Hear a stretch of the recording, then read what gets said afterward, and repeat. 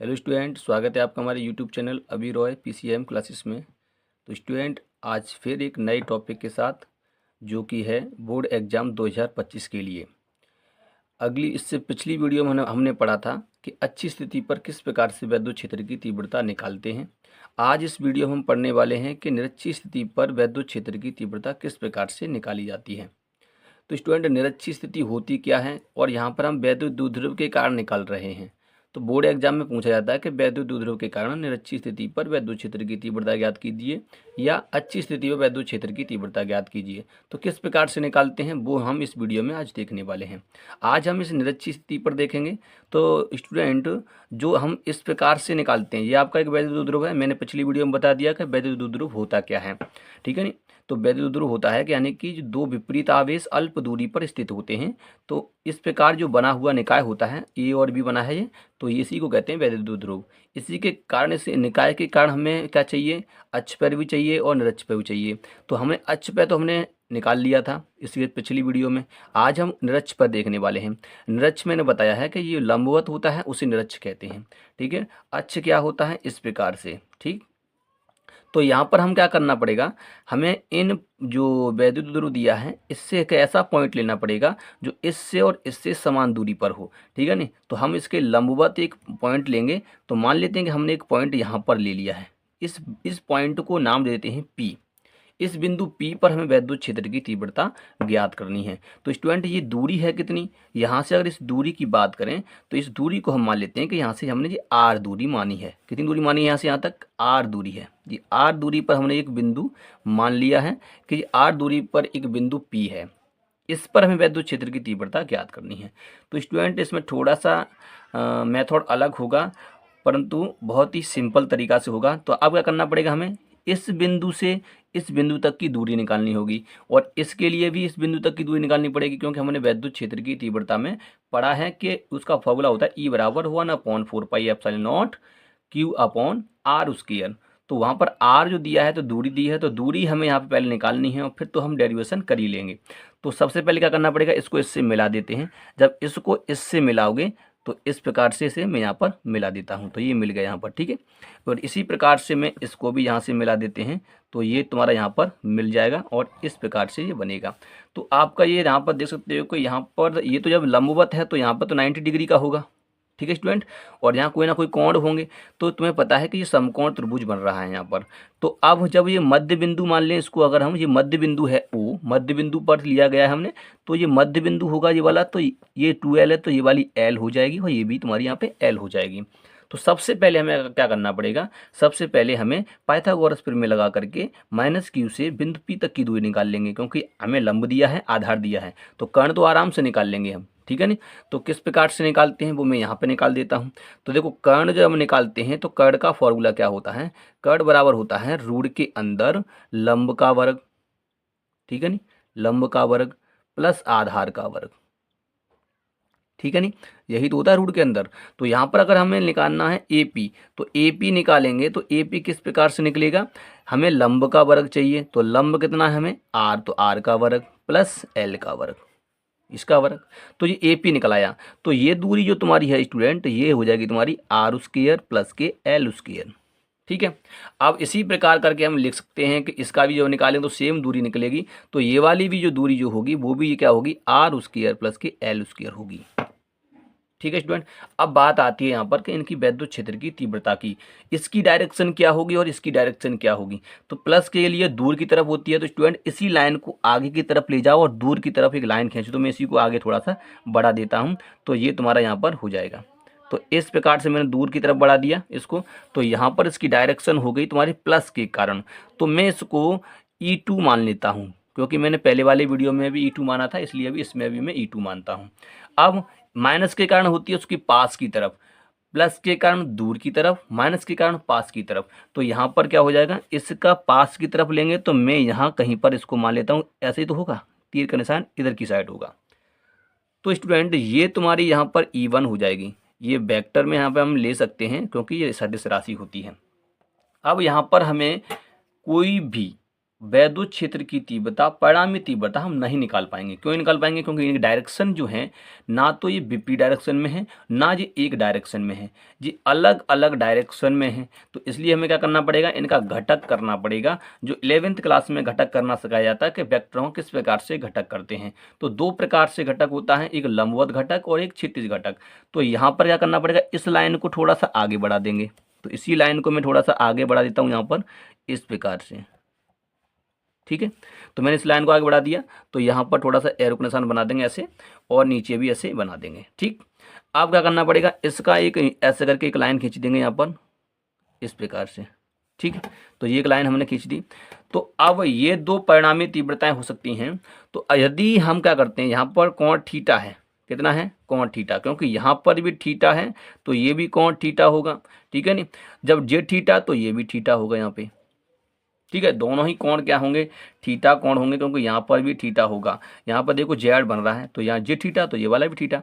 अब क्या होता है, जब हम E2 का कोण की तरफ चलते हैं तो आता है यहाँ पर E2 cos थीटा। याद रखना है कि E2 cos थीटा आता है, ये 11 में सिखाया जाता है। और E1 का अगर देखेंगे तो इसकी तरफ तो क्या आएगा, E1 cos थीटा, ठीक है। इसके विपरीत देखोगे तो जब कोण से विपरीत जाते हैं कोण की तरफ तो cos थीटा, कोण के विपरीत sin थीटा, तो यहाँ पर आएगा E2 sin थीटा, ठीक है। इस प्रकार से यहाँ पर हम ले सकते हैं ऐसे। अच्छा, जब हम जब इसके विपरीत जाएंगे तो ये भी तुम्हारा कितना आएगा, यहाँ पर तुम्हारा आएगा, मैं यहाँ लिख देता हूँ, तो ये आएगा E1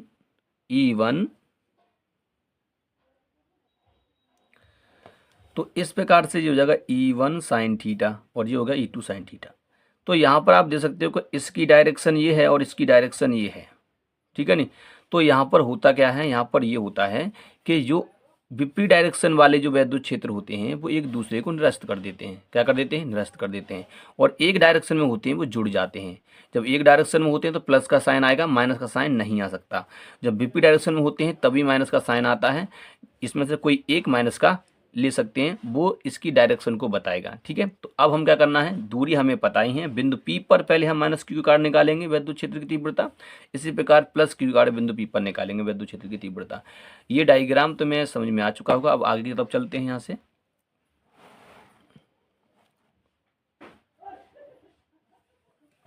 तो सबसे पहले क्या करते हैं, सबसे पहले हम यहाँ पर जो निकालते हैं वो निकालेंगे माइनस क्यू के कारण, माइनस क्यू के कारण P पर वैद्युत क्षेत्र की अगर हम तीव्रता यहाँ पर निकालें तो किस प्रकार से निकल के आएगी। फॉर्मूला हमें पता ही है क्या होता है। फॉर्मूला देखो मैं यहाँ पर लिख देता हूँ। फॉर्मूला होता है E बराबर 1/4 पाई एप्सिलॉन नॉट Q/r², ठीक है। यही फॉर्मूला होता है। तो हमें खाली यहाँ r की जगह पर दूरी रखनी है, दूरी आई है हमारी यहाँ पर सो। तो यहाँ पर हम क्या निकाल रहे हैं, Q, तो Q की तरफ E1 है, यहाँ पर देख सकते हैं। तो E1 वेक्टर बराबर जो हो जाएगा तुम्हारा 1/4 पाई एप्सिलॉन नॉट, और यहाँ पर हो जाएगा तुम्हारा Q वटे में हो जाएगा इसके रूट का r² प्लस l² का स्क्वायर। देखो उस स्क्वायर से ये रूट यहाँ से कट जाएगा, ठीक है। नहीं, जब ये रूट कटेगा तो ये हो जाएगा यहाँ पर तुम्हारा, यहाँ पर E1 वेक्टर बराबर हो जाएगा 1/4 पाई एप्सिलॉन नॉट Q वटे में हो जाएगा r² प्लस के l², ठीक। अगर तुम यहाँ पर ये देखोगे कि देखो E1 हमने माइनस के कारण निकाला है, यदि प्लस के कारण भी निकालोगे फिर भी दूरी वही है, तो वैद्युत क्षेत्र इतना ही आएगा, ठीक है। तो चलिए यहाँ पर हम क्या निकालते हैं, प्लस क्यू के कारण प्लस क्यू के कारण जब निकालोगे तो वैद्युत क्षेत्र क्या हो जाएगा, E2 बराबर यहाँ पर हो जाएगा 1/4 पाई एप्सिलॉन नॉट और क्यू वटे, और यहाँ पर हो जाएगा रूट के अंदर r² प्लस के l² का स्क्वायर। तो फिर भी ये क्या हो जाएगा, यहाँ पर ये हो जाएगा तुम्हारा 1/4 पाई एप्सिलॉन नॉट Q वटे r² प्लस के l²। तो यहाँ वैद्युत क्षेत्र समान है। देखो E1 वाला भी और E2 वाला भी दोनों समान है। यदि हम ये वाले घटक लेते हैं E1 sin theta E2 sin theta, तो यहाँ पर चिन्ह माइनस का आएगा, तो यहाँ पर 0 हो जाएगा ये घट के, परिणामी वैद्युत क्षेत्र की तीव्रता जब निकालोगे, यदि हम लंबवत वाला घटक लेते हैं तो वो क्या हो जाएगा, 0 हो जाएगा। इसलिए हम कौन सा घटक लेंगे, ये वाला घटक लेंगे, क्षैतिज घटक लेंगे। तो हम यहाँ पर एक नोट पॉइंट में लिख देते हैं कि क्या लिख देंगे, यहाँ पर पेपर में भी लिख के आना है, यही क्या लिखना है कि वैद्युत क्षेत्र ई वेक्टर के घटक E2 sine theta, E1 sine theta निरस्त करते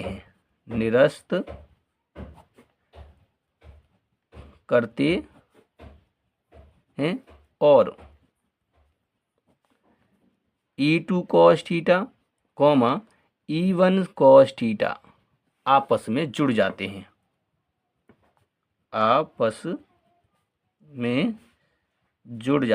जुड़ जाते हैं। इतना लिखना है बस। आगे की तरफ आप डेरिवेशन कर देंगे यहाँ से। तो किस प्रकार से होगा देखिए, तो यहाँ पर ये तुम्हारा जो होगा वो हो जाएगा, यहाँ पर ये हो जाएगा परिणामी तीव्रता जब निकालेंगे तो ये निकल जाएगा ई वेक्टर बराबर, यहाँ पर हमें देखो E1 cos theta plus E2 cos theta, इन दोनों को यहाँ पर लेना पड़ेगा। ठीक है, तो अब इनका मान रखें, इसमें से cos थीटा कॉमन ले लो, तो जब कॉमन ले लिया जाएगा तो E1 रह जाएगा, सॉरी यहाँ पर वेक्टर भी लगाएंगे। ठीक है, इस प्रकार से तो यहाँ से जब कॉमन ले लिया जाएगा तो यहाँ E2 रह जाएगा और बाहर निकल जाएगा cos थीटा। ठीक है, अब इसका मान रख देंगे E1 का और E2 का। जब E1 का और E2 का मान रखेंगे उसके बाद कैलकुलेशन स्टार्ट करेंगे यहाँ पर। ठीक है, तो चलते हैं अगले पेज पर करते हैं। तो चलिए, तो यहाँ हो जाएगा ई वेक्टर बराबर हो जाएगा, मैं यहाँ पर इसका मान रख देता हूँ, तो ये मान हो जाएगा 1/4 एप्सिलॉन और Q वटे में हो जाएगा R स्क्वायर प्लस की L स्क्वायर। ठीक है, प्लस इसका भी मान क्या होगा, वही होगा 1/4 एप्सिलॉन Q वटे में R स्क्वायर प्लस की L स्क्वायर। ठीक है, और बाहर क्या था, cos थीटा था यहाँ पर, तो यहाँ पर cos थीटा ले लिया जाएगा। अब ये देखो, इसको जब लासा लेके हल करेंगे तो ये 2 हो जाएगा, है नहीं, क्योंकि यहाँ पे इसको हम हल करेंगे तो ये हो जाएगा यहाँ पर तो यहाँ लासा कितना हो जाएगा आप देख सकते हैं, तो यहाँ लासा हो जाएगा ये 4 एप्सिलॉन और यहाँ पर हो जाएगा R स्क्वायर प्लस के L स्क्वायर, क्योंकि सेम है तो एक ही लासा होगा, तो ये हो जाएगा Q प्लस के Q। ठीक है नहीं, और यहाँ पर तुम्हारा क्या है, cos थीटा। ठीक, तो यहाँ से हो जाएगा ई वेक्टर बराबर, इन दोनों को जोड़ देंगे तो 2Q वट्टे में हो जाएगा 4 एप्सिलॉन R स्क्वायर प्लस के L स्क्वायर, और यहाँ पर तुम्हारा आ जाएगा cos थीटा। अब स्टूडेंट इस cos थीटा का मान लगाएंगे, हम मान निकालेंगे, कहाँ से निकालेंगे, वो हम इसी चित्र से निकालेंगे। आप देख सकते हैं ये चित्र आपको दिखाई दे रहा है, इस चित्र में हम cos थीटा लगा लेंगे। कौन से भी त्रिभुज से निकाल सकते हैं, ये वाले से निकाल लो या ये वाले से निकाल लो, किसी से भी निकाल सकते हैं। तो cos थीटा जो होता है वो होता है तुम्हारा, क्या होता है, यहाँ पर हम बात करें तो यहाँ cos थीटा अगर निकालोगे तो वो होता है आधार वटे कर्ण। ठीक है नहीं, तो आधार वटे कर्ण, तो आधार तो L है, कर्ण क्या होगा, ये वाला, तो कर्ण हो जाएगा R स्क्वायर प्लस के L स्क्वायर। ठीक है स्टूडेंट, तो अब इसी को यहाँ पर रख देंगे तो क्या हो जाएगा जी, अब ये यहाँ पर हो जाएगा तुम्हारा, जब मान रखेंगे तो ई वेक्टर बराबर जो हो जाएगा 2Q और वटे में 4 एप्सिलॉन R स्क्वायर प्लस की L स्क्वायर और इनटू में हो जाएगा L वटे रूट के अंदर R स्क्वायर प्लस के L स्क्वायर। ठीक है, अगर इस देखो किसी संख्या पर अगर रूट होता है तो वो उसका मान क्या हो जाता है, वो ऐसे हो जाता है कि x की पावर 1/2, तो यहाँ पर भी ये भी हो जाएगा, पूरा x मान लेंगे तो ये हो जाएगा ई वेक्टर बराबर, इसका अंदर गुणा करो 2QL वटे नीचे कितना हो जाएगा 4 एप्सिलॉन। अब यहाँ पर हो जाएगा R स्क्वायर प्लस की L स्क्वायर और यहाँ हो जाएगा जी R स्क्वायर प्लस की L स्क्वायर का 1/2। ठीक, यहाँ तो समझ में आया होगा। अब यहाँ से क्या होगा, अब देखो एक कंडीशन और बताता हूं, यदि a की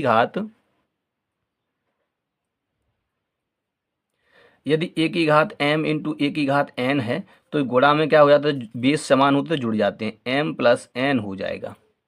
ठीक है, तो ऐसे यहाँ पर हो जाएगा, तो यहाँ पे घातें जुड़ जाएंगी, तो जब घातें जुड़ेंगी तो क्या हो जाएगा, ये हो जाएगा तुम्हारा यहाँ पर ई वेक्टर बराबर यहाँ पर हो जाएगा, देखो 2QL बटे यहाँ हो जाएगा 4 pi epsilon naught r square plus k l square, तो घात जुड़ेंगे 1/2 और 1, तो यहाँ कितना हो जाएगा 3/2। ठीक है स्टूडेंट, इतना हो जाएगा।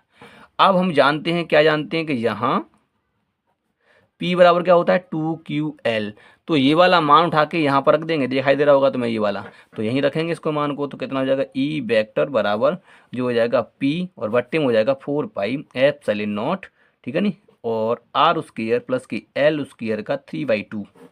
अब कंडीशन वही लगाएंगे जो हमने पिछली बार लगाई थी, तो यदि आर जो है बड़ा है किससे, एल से, तब जो तुम्हारा एल जो हो जाएगा वो 0, जब ये 0 हो जाएगा तो इस 2 से ये कट जाएगा, इस पे घात 3 हो जाएंगी। ठीक है, समझ में आ रहा होगा। तो यहाँ पर ई वेक्टर बराबर हो जाएगा P बट्टे 4 पाई एप्सिलॉन नॉट, और जो हो जाएगा यहाँ पर आर क्यू, क्योंकि 2 से ये कट जाएगा और ये तो 0 हो ही गया, तो ये ऊपर 3 ही बचेगा, क्योंकि गुणा करेंगे ना इस घात का हम, ठीक है नहीं, तो इस प्रकार से हो जाएगा। तो यही तुम्हारा फाइनली सूत्र होता है इसका, क्या होता है कि ई वेक्टर बराबर 1/4 पाई एप्सिलॉन नॉट P बट्टे आर क्यू। यही फॉर्मूला आपका होता है निरक्षीय स्थिति के लिए। ठीक है स्टूडेंट, तो उम्मीद करते हैं ये वीडियो भी आपको समझ में आ चुका होगा। यदि वीडियो पसंद आई हो तो लाइक करें, शेयर करें, चैनल को सब्सक्राइब कर बेल आइकन को प्रेस कर दें, ताकि आपको नेक्स्ट वीडियो मिल सके। नेक्स्ट टॉपिक जो हम अपलोड करेंगे वो इससे अगला टॉपिक होगा, ठीक है, उसके बारे में हम अपने वीडियो में ही बताएंगे। ठीक है, इसके बाद जो टॉपिक आएगा वो भी बहुत इंपॉर्टेंट टॉपिक होगा, जो बोर्ड से रिलेटेड होगा। ठीक है स्टूडेंट, तो बने रहिए चैनल पे। तो आप चलते हैं अगली वीडियो में, देखते हैं अगले टॉपिक को। ठीक है, तब तक के लिए जय हिंद।